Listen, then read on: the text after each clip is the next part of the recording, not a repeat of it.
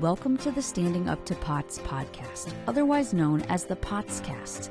This podcast is dedicated to educating and empowering the community about postural orthostatic tachycardia syndrome, commonly referred to as POTS.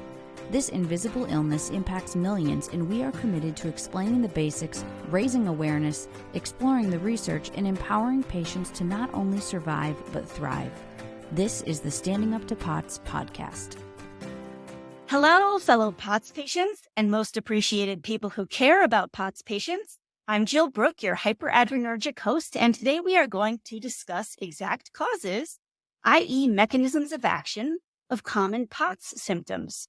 So if you have ever wondered what the heck is going on in your body when you feel brain fog or lightheaded or dizzy or whatnot, this is a chance to hear answers from our favorite neurobiology professor and president, founder, and MVP, Dr. Cathy Pederson. Dr. Pederson, thank you so much for being here today. Thank you, Jill. I'm glad to be here. So how do we introduce this topic? Is there anything we should talk about before we dive into particular symptoms? Do we really know what's going on? Is this kind of guesses? Is there good research on this? I think it's a mix. There are some where there are some good research. There's some where it's really just sort of general knowledge and thinking that this is what's going on. But either way, hopefully it will help folks to think about some of these common symptoms and what maybe they could still be investigating to try to improve those symptoms. Yeah, I guess it always comes back to there's probably some harmless things you can try, and if you can, why not? Right. Okay, so let's start with the one that people seem to ask about the most. Brain fog. What the heck is going on with brain fog? Yeah, this is an interesting one. I think it's super common for people with POTS. And I remember it's probably been 10 years ago or so now. We went in and we listed this as one of my daughter's worst symptoms. She was a student, still is a student. And the doctor said, I don't even know what brain fog is. Like clinically, it's really amorphous. But I think that it really is anything that's affecting your ability to think.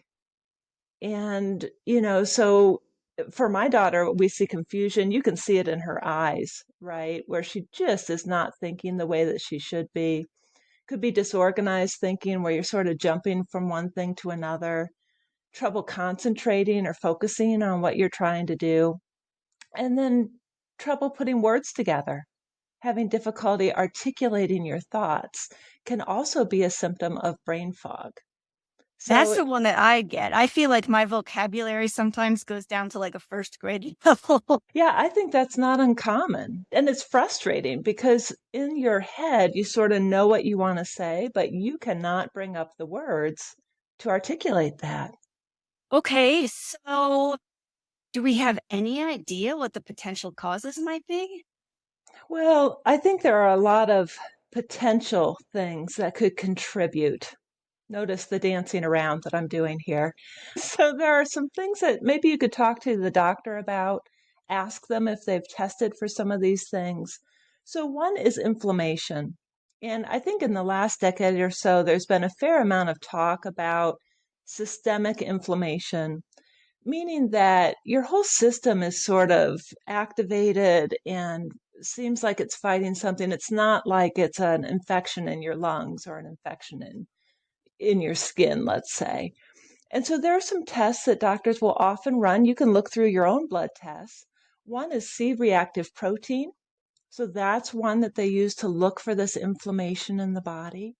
Another one is the sedimentation rate, usually looking at erythrocytes, the red blood cells. And then the last one I think is a lot less common. That's called plasma viscosity, looking at the thickness of the watery part of your blood. But all of those can give the practitioner an idea about whether you have this widespread inflammation or not. Another possible one is anemia.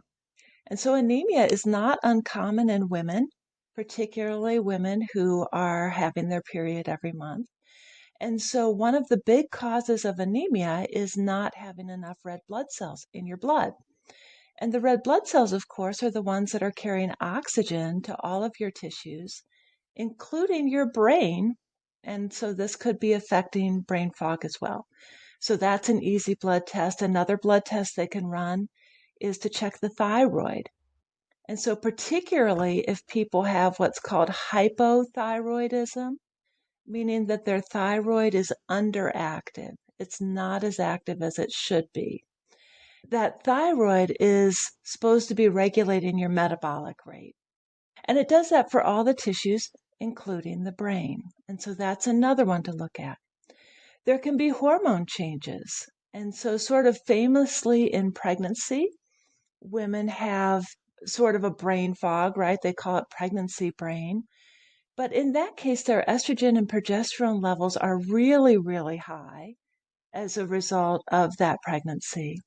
But we also see this in menopause, that women feel like they're losing their minds sometimes as they're going into menopause, that they can't balance all of the things mentally that they used to be able to. And in that case, the estrogen and progesterone have dropped really low. So there are some hormone changes in either direction that could contribute to the brain fog. And then I was doing an interview recently on the Amateur Activist podcast, and Isabel Herrera, who's the host of that podcast, was talking about she started to take vitamin B12. And that for her, and I'm sure she had a deficiency, but that for her, she felt like her brain was turned on again. I'm like, oh my gosh, is this how other people are functioning? And so it flipped a switch. So that's not going to help if you're not deficient in that, but that can really help some folks. There can be allergies or sensitivities that do things like this as well. So an allergy to aspartame, peanuts, or dairy can increase brain fog. And I want to say here, it turns out that both of my girls have a milk allergy, but I didn't know it. And we found this out through blood tests. And they were still young at the time. They were kids, and with kids, you're always wanting them to drink a lot of milk. Boy, when we changed from cow milk to almond milk, big change. But it was not something that every time they drank milk, they felt worse. So I just want to point that out to folks, that it could be something that's in your diet that you're not even realizing until you get rid of it, that it could be contributing. Yeah, that's so interesting. And when you mention allergies and inflammation, of course, there can be different reasons for inflammation. But one that is involved with both of those things comes back to mast cells. And it reminds me of an article that came out in 2021 by Dr. Theo Hardy, the great mast cell expert. The name of his article was Long COVID Syndrome Associated Brain Fog and Chemo Fog, Luteolin to the Rescue. So that's one of those supplements. Luteolin is I'm having the word finding difficulty that we just talked about. Flavonoid. It's one of the flavonoids that's known to be a mast cell stabilizer. And they report that they don't exactly know the mechanism of action in the brain fog, but that they suspect that it might be brain inflammation stemming from mast cells, and that luteolin has been shown to help with that. And so all these things are so intertwined, and I know there's more reasons for inflammation than just mast cells. And so this all gets so complex, but I like what you're bringing up, which is that in inflammation, there's a lot of things in lifestyle that you could try that are probably healthy anyways. And so another one of those nice, no harm, no foul, if you clean up your diet or experiment with some things for a little while or try some luteolin, nothing too terrible can probably happen, and you might help your brain fog or you might not. Absolutely. Yeah. And those of us in the community know that trial and error is just what we have to do. And it's frustrating, but it is nice to have new ideas of things that you could try that are not really invasive and that may benefit you in more ways than just brain fog as well. Yeah, absolutely. And if I could just say one last thing, I don't know if anybody else feels this way. This doesn't happen to me too much anymore. But I used to have a certain kind of stomach ache that would always come with a headache and brain fog. And they were somehow connected.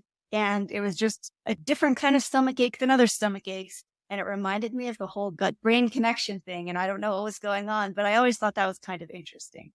Yeah. Yeah, it really is. It's so complex. And the way our medical system is set up right now, people specialize in one area. And what we really need are generalists almost, right? That are putting all of these things together and really trying to think holistically about what's going on physiologically and biochemically in our body. And that's a tall order. That's tough work. It is, and it reminds me of the blind man and the elephant metaphor, which I learned has been around for 2,000 years, and we still don't have a person in medicine whose job it is to coordinate all the blind men. Right. Absolutely. Let's move on to another symptom. What about dizziness or lightheadedness? Do we know what's going on there? Yeah. So when we're thinking about dizziness and lightheadedness, again, I think this is very, very common for people who have POTS. And probably the main cause of that in POTS patients is poor circulation of the blood. And it's part of that orthostatic intolerance that we know is a cardinal symptom of POTS.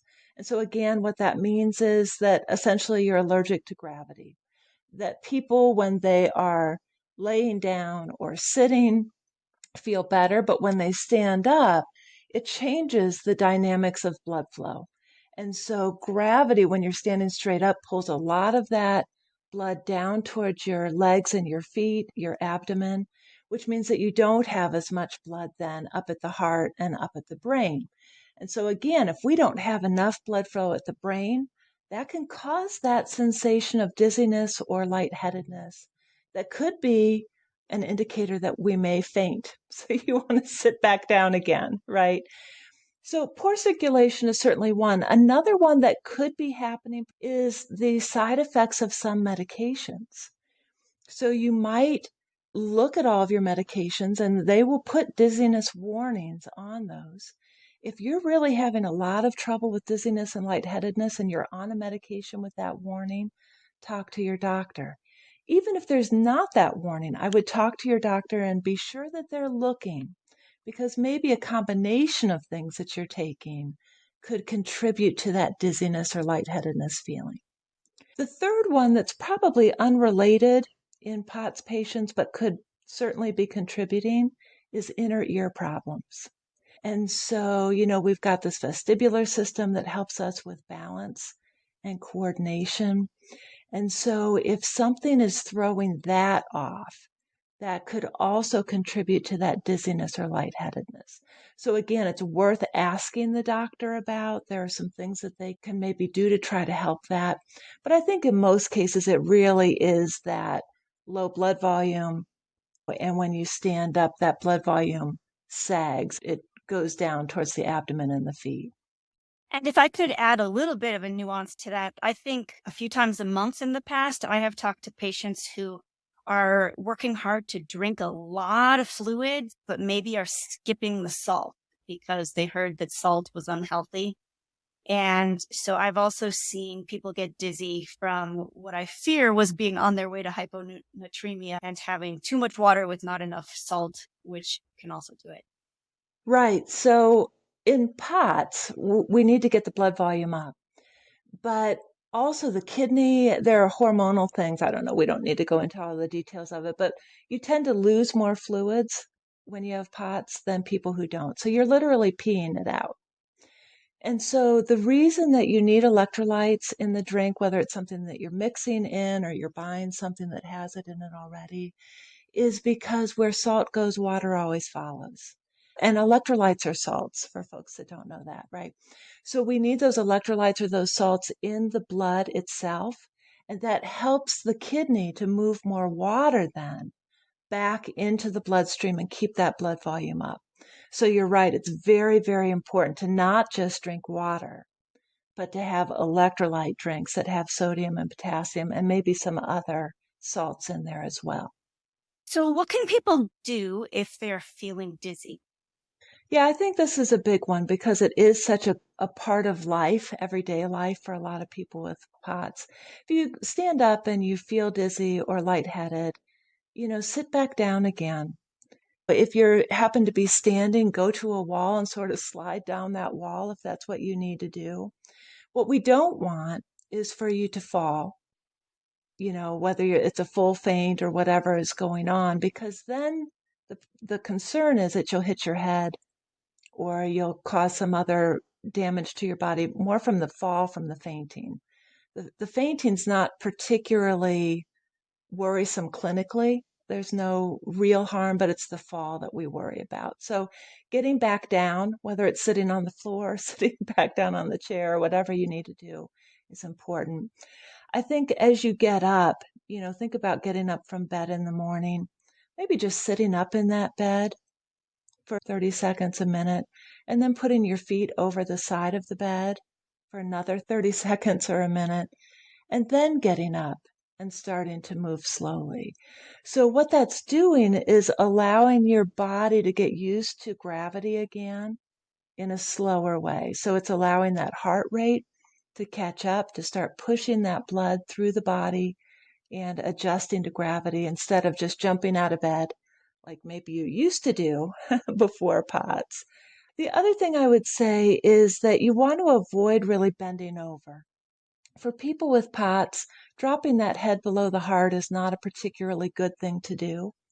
And so if you need to pick something up off the ground, you're better off to get one of those pincher things, right, that you can use to pick that up, or to bend from the knees and try to bring the whole body down. You really don't want to just bend over and have that head moving that much closer to the ground, sort of upside down. As you were pointing out a minute ago, I think sometimes dizziness can be related to dehydration. And so drinking the fluids, but again, you do need the electrolytes. It's okay to have some water. I don't want folks to think that they can't drink water, but we don't want you only drinking water. We really need some electrolyte drinks in there as well. And then the last thing is, if this dizziness and lightheadedness is problematic for you, you want to avoid things like coffee and alcohol. They use different mechanisms, but both of those increase water loss. And so you're peeing out more fluids. And so again, that means you don't have as much in the blood and the plasma. The other thing is you may want to avoid cigarettes and recreational drugs that again may increase dehydration. So dehydration is our enemy as POTS patients for sure. And so there's dizziness, there's lightheadedness, and then there's kind of the next level of severity, which is the actual fainting. Do you want to talk about that? Right. Yeah. So about 30 to 60% of POTS patients faint and may faint regularly. I think you used to be in that group, Jill, right? But it's gotten better. Is that true? Yep, for sure. Yep. Yeah. And so I think a number of our board members, actually, I think 3 of our board members have said the same thing, that fainting used to be a big problem, but as they've learned how to sort of manage symptoms, manage diet, manage hydration, that sort of thing, maybe gotten onto medications that helped, that it's not as big an issue. So this is something that we can be working on for sure to try to decrease. But again, it's so much trial and error. Okay, so what's going on with fainting? Boy, good question. And again, fainting is not a cardinal sign. If 30 to 60% of people are fainting and some people used to faint and they're not fainting anymore, it's Well, and you hear, interesting to think about. Mhm. yeah, and you hear a lot of the POTS doctors saying that fainting is not uncommon in the non-POTS population either. Right. Oh, this used to be a big problem for me, and I don't have POTS. I had hypoglycemia, I think, and I would regularly slide down the wall. I do better with eating better, exercising better, that sort of thing. But when I was in my late teens and 20s, that was a big issue for me, unrelated to POTS, which I don't happen to have. So one thing that can cause it is something that's called reflex syncope. So syncope, of course, is the medical term for fainting. And this is a evolutionary reflex response that we have to certain triggers that will slow down your heart rate and also dilate your blood vessels. So when you dilate blood vessels, that means that they're getting larger in diameter, they're getting bigger. And both of these things, slowing down the heart rate and blood vessel dilation, actually decreases blood flow to your body, but also to your brain. So we're very brain focused today on this episode. And so if we're not getting enough blood to the brain, that's problematic. So what could the triggers be? I was just talking to a student yesterday who started with EDS, had huge issues with EDS, and then about 6 months ago really has developed a pretty severe case of POTS. And it was interesting because she was just saying that when it's just the POTS, she does pretty well. But if she has an additional stressor like heat or pain from her EDS, she's had significant pain with that EDS. If one of those things flares, she faints. And so she sort of learned to watch for those as triggers, knowing that that increases her risk. And her fainting is sort of like you've described before, Jill, where it's not you faint and within a couple of seconds you're back and everything's fine. She'll be out sometimes for hours. And I think you've talked about that as well, right? Yeah. It's weird that there's a whole kind of family of different kinds of fainting, but yeah, I definitely feel like there's different flavors. Yeah, I think so too. And so for her, and actually these are common for reflex syncope to have those triggers being heat and pain. Anxiety or distress about something can also be a trigger. And then hyperventilation. If something else is going on, you start hyperventilating, that can also trigger that. And so again, all of those things can cause that blood pressure to drop. And when the blood pressure drops again, less blood flow to the brain. And so that can cause that dizziness and then again that fainting. When we were talking about this episode, I had a friend, actually Caroline, who said, "Oh, I just read this great article about a new finding with fainting." And she sent it along. So thank you, Caroline. That's implicating the vagus nerve. And I know that we've talked about the vagus nerve several times on the POTScast. We've had interviews that are primarily on the vagus nerve. Again, this does a lot of parasympathetic control. This is a cranial nerve that goes from the brainstem down to the heart, the lungs, and the abdomen, the GI tract. And it also has a sensory component where it's taking signals from your organs and taking it back up to the brainstem. Okay. And so this new study, what it found was that some of these sensory neurons of the vagus nerve express a chemical, a neurotransmitter called neuropeptide Y receptor Y2. Yeah, us scientists, we name these things very, very strangely. It's really terrible. And then they abbreviate, which I'm not going to do, right? But this neuropeptide Y receptor Y2 has been implicated in fainting. And so the study that was recently published was looking at this in mice. And so a lot of these studies happen in animals because we can do manipulations that we just can't do in humans. And so they triggered these neurons, this neuropeptide Y receptor Y2. And when they triggered that in the vagus nerve, right away, the mice fainted. Boom, out they went. And what was really interesting is that the way that they fainted mimicked what you see in humans clinically. So the pupil of their eye dilated. They did a sort of an eye roll as they started to faint. And then physiologically, the heart rate dropped, the blood pressure dropped, and their respiratory rate dropped. Things that, again, we think clinically we see in humans.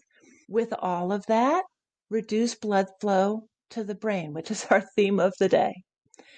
But what's interesting is because they're doing this in the lab and they're triggering it, they had EEG machines monitoring the brain activity of these mice, and they showed that the brain activity dropped. So all of this is very interesting, right? But what's even more interesting, I thought, and again, we couldn't do this in humans, but then they lesioned essentially these parts of the vagus nerve.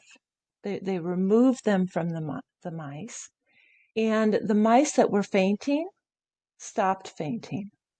And so when you put this together, it seems to say that this neuropeptide Y receptor Y2 is implicated in fainting. Now, what's interesting about this is, well, number one, we don't have anything that's ready clinically for this.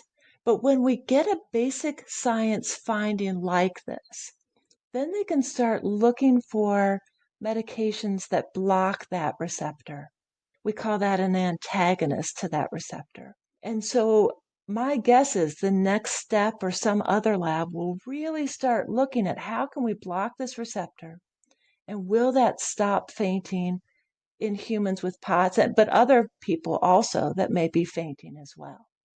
So this is all fascinating, but I'm wondering, and I imagine some listeners are wondering, you mentioned that this fainting response was an evolutionary reflex, and it's preserved in different species. Is this somehow helpful to animals? What is this doing to help anybody evolutionarily? Do we know? Well, I don't think it helps humans, but I think evolutionarily it can help. So, there are some predators that only want a live animal. And so the fainting response can actually mimic death. A lot of predators don't want to scavenge, they want a live kill.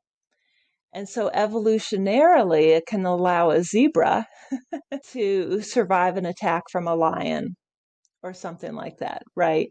In humans, that doesn't really help us very much, but there are some evolutionary reasons why this might be a good thing.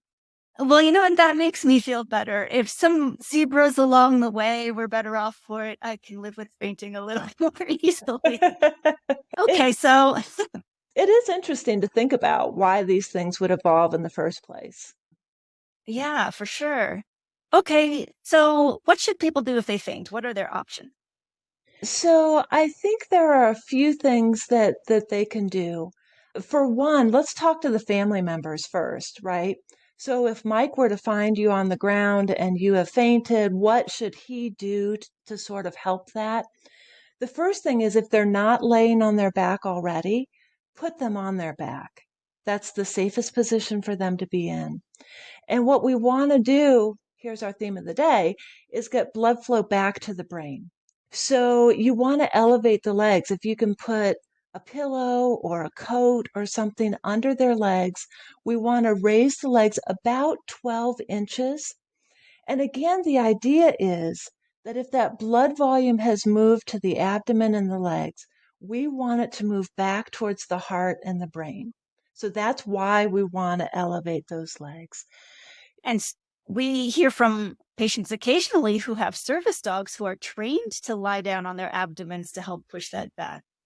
Absolutely. Another thing is, if they're wearing a belt or something like that, you might loosen that belt, because if it's too tight around that abdomen, that's preventing that blood flow, even if the legs are up, from getting up to the heart and to the brain the way that they want them to. Same thing with the collar. If they're wearing a button-up shirt, think about a guy at work, right, who's maybe got that button-up collar and is wearing a tie. You want to loosen those to ensure that that blood flow is getting to the brain. Let them lay for a little bit. Let's get that blood flow back to the brain, but then sit up slowly. You don't want them to jump up and try to run back to work if that's what they were doing. You really want to give them time to readjust to gravity, to keep that blood flow going.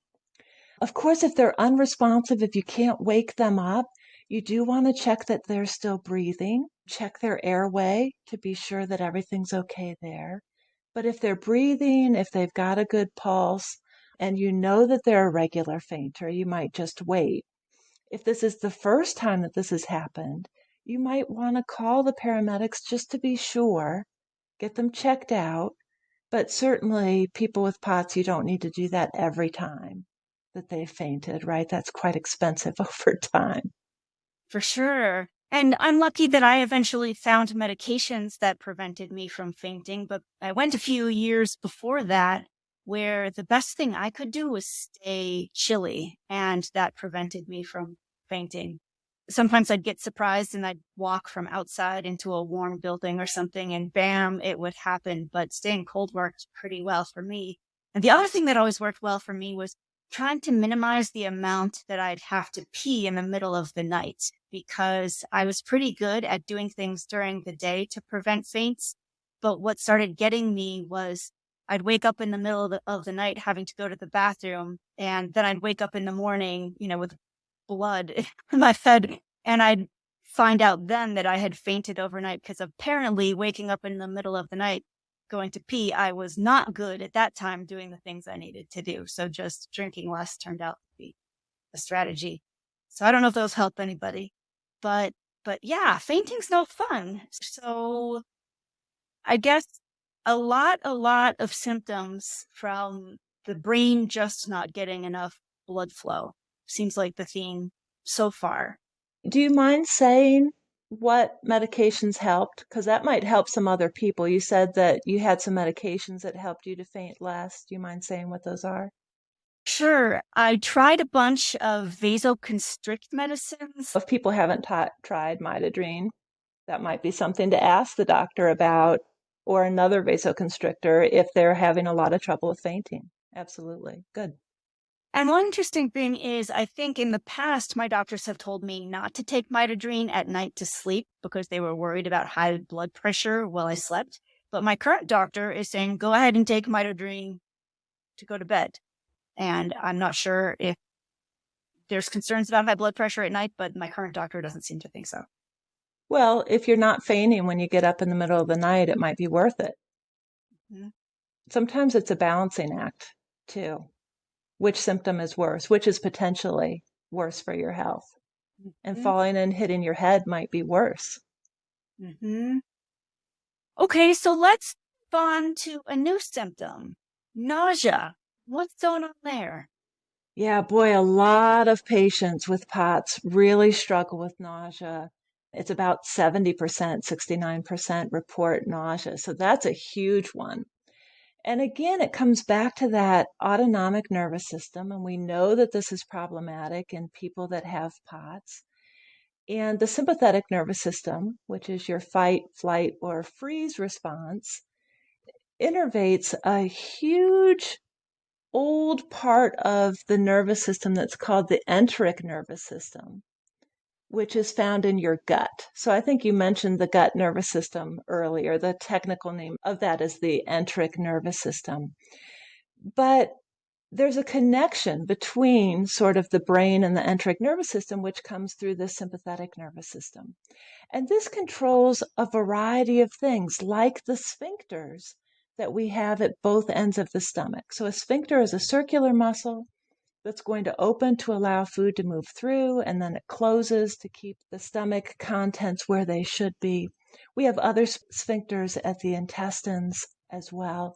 But the sympathetic nervous system helps us to know when to open and close those. It also helps us to control the mucosa, the inner lining of the stomach and intestines. And so we actually have ridges that develop in there, and we can extend those or flatten those out depending on what's going on. And those increase the surface area to allow us to be able to absorb more nutrients, particularly in the intestines. So often what we see in POTS is that there's a denervation of the stomach, that the sympathetic nervous system just doesn't have as much influence as it should, or as it does in people that don't have POTS, and that can lead to some abnormal electrical activity in the enteric nervous system, which could be implicated in nausea. So notice all the woulds, coulds, we may be have it going on there, right? There's a lot of hypothesizing that's going on there. But the idea is if that sympathetic nervous system is not working correctly in POTS, that we may have uncoordinated activity in the GI tract, right? The sphincters aren't opening when they should. The movement of food through the GI tract is not going the way that it should. It may be too slow. We talk about gastroparesis. It may be too fast. We talk about rapid gastric emptying. but it's not right. And both of those can cause nausea and vomiting and all kinds of problems.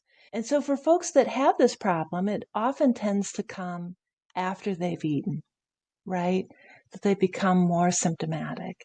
And so, yeah, I don't know that we've got the science 100% worked out here, but this is definitely a big problem for a lot of folks. Yeah. And a couple interesting little tidbits come to my mind. One is that there was one study done by, I think, Cynthia Chabau's lab at Vanderbilt looking at the gut microbiome of POTS patients. And they found a couple little things that were different from normal, but they did not find anything grossly off. And so that would have been probably one hypothesis. I know that in ME/CFS, they find that the gut microbiome apparently is disturbed in a lot of patients. And so that could be a reason for nausea, but they didn't find that, at least in this one study with the POTS patients. So it does kind of seem like there's a lot going wrong with POTS digestion. And so nausea just doesn't sound that surprising. Right. Unfortunately. Okay, well, speaking of Dr. Chabau's research, patients feeling worse after eating, especially high carbohydrates. Can you talk about that? Yeah. So another thing that could be contributing here is blood flow to the intestine. So I've moved away from blood flow to the brain. Now we're talking about blood flow really to the abdominal organs. And so we know that there's a big increase in blood flow to the intestines in particular, but a lot of abdominal organs after a meal, right? That makes sense because we want to digest that, and then we need blood flow there to be able to pick up and absorb those nutrients.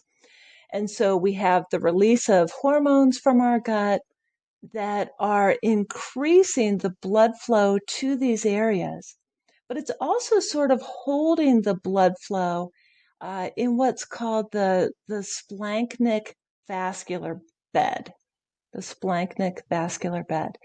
And essentially, these are the blood flow for all of the abdominal organs. So like the stomach, your intestines, but also the pancreas, the liver, and the spleen, right? So that the blood flow will come in.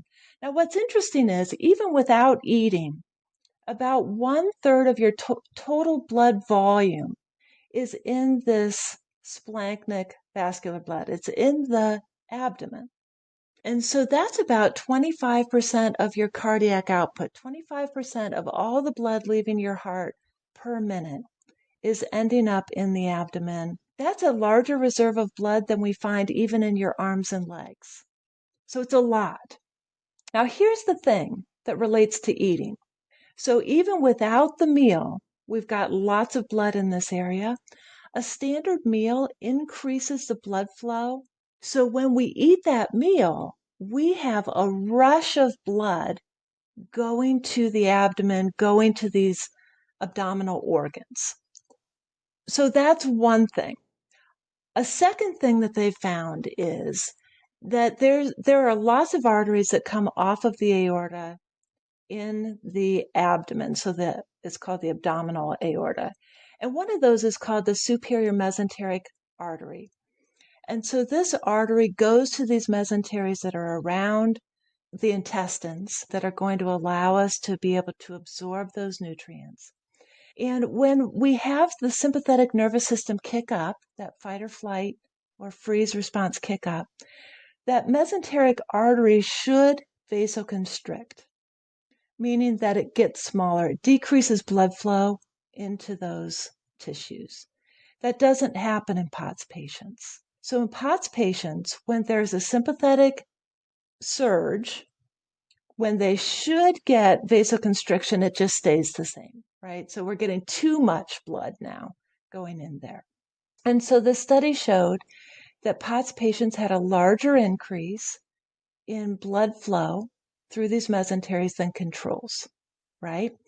Again, if I've got more blood in the abdomen than I should, what does that mean? It means I don't have enough going to the rest of my body, particularly my brain. We have nausea centers in our brain, right? That could also be triggered here. And so we've got this brain blood flow problem again.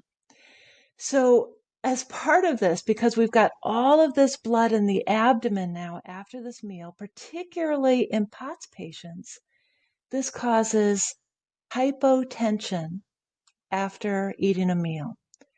Hypotension is, again, your blood pressure is dropping too low, which takes us all the way back to where we started, which is brain fog, dizziness, fainting, right?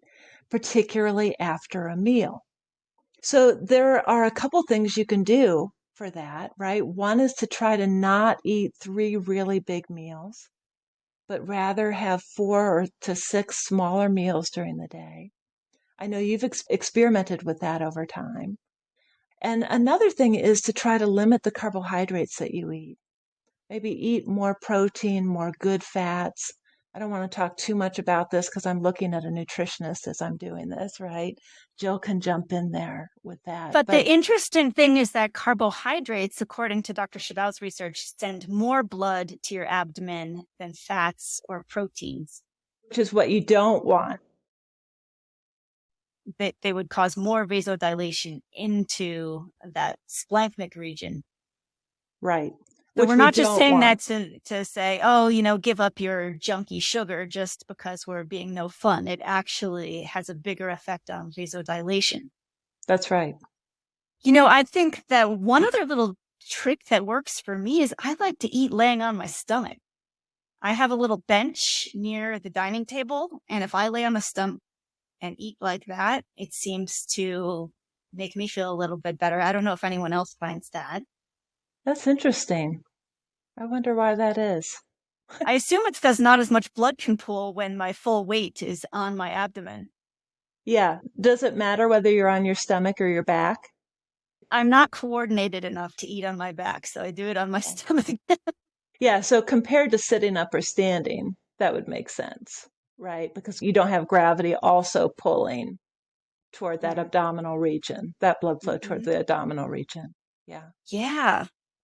Okay. So that's 4 big symptoms that we're not entirely certain as to the exact mechanism of action, but a lot of good, strong theories and a lot having to do with blood flow.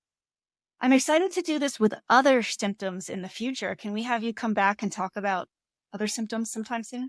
Yeah, absolutely. I think, just sort of understanding what might be going on can help people to think about what to look for.